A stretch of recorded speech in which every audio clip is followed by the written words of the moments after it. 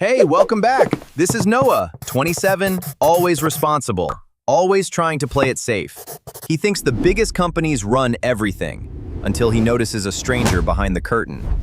These are the 7 ways that quiet money giant touches your life, and the #1 myth people keep repeating. Way 1.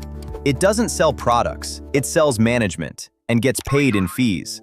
The whole business is handling giant portfolios and reducing risk for people with serious money. Noah realizes, when big institutions hire a manager like this, the manager collects a slice, forever. That slice isn't loud, it's small, but it stacks, because it rides on everything the clients own. So Noah stops asking, what do they sell? And starts asking, how many pipes feed them? Groceries, phone bill, retirement, even your rent. Money flows upward through the system. And once Noah sees the fee machine, he can't unsee it. Way 2. The scale is unreal. Trillions under management. Noah hears one number and freezes. 13.5 trillion in assets in early 2025. That's not a big company. That's a company that handles more money than almost anybody. And they don't need to be famous, because institutions already know exactly what they do. Noah realizes, when you manage money at that scale, your phone book becomes power. It's not about owning a burger chain. It's about owning a piece of everybody's success. That's when Noah says, okay, this isn't a brand, this is infrastructure. Way 3. They don't need 51%. Even small slices can move rooms. Because when the pie is worth trillions, 1% isn't small, it's a throne. Noah sees the pattern. Pieces across tech, finance, healthcare, shopping, all at once. And that's the scary part. One manager ends up with a voice in a lot of boardrooms. Noah doesn't need conspiracies. He just needs math. Small percent times huge companies equals huge influence. Then he hears the line that hits hardest. A small percentage of your purchases flows upstairs. Every day. Different store, same staircase. Way 4. The real weapon isn't a product. It's a risk machine. It analyzes portfolios for risk and reward because it's handling insane amounts of money. It tracks markets, politics, even weather, anything that could shake the economy.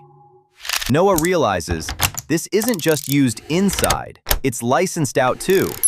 Big banks around the world adopted it because nobody wants to lose everything again. It even touches retirement systems, where stability matters more than hype. Noah says it out loud. If the brain controls risk, it controls behavior. Way 5. The 2008 crisis didn't just break banks, it minted new safe heroes. Back then, a lot of firms relied on gut feeling, and the gut failed. In the aftermath, everyone wanted low risk, and the quiet giant was ready. They helped handle toxic assets, work most people never see, but governments remember. They even worked on failed mortgage bank balance sheets during the crisis. That kind of help buys trust on both sides, and trust turns into access. Noah realizes, when the system leans on you in a crisis, you don't leave a crisis empty-handed. Way 6. Some analysts call it the biggest shadow bank, meaning it moves massive money, without the same rules normal banks face. Critics warned, if something breaks at that scale, it could be a time bomb. There were proposals to regulate it more, treat it closer to a bank. Then Noah learns common ownership. Competitors can share the same big shareholders. That can stabilize markets, but it can also soften competition. Noah's takeaway, even without owning everything, the incentives start to line up. Way 7. When you're everywhere, you get heat from everywhere. During chaos, like the pandemic, critics questioned why it performed so well. Then come the portfolio fights, climate, energy, and what should money support?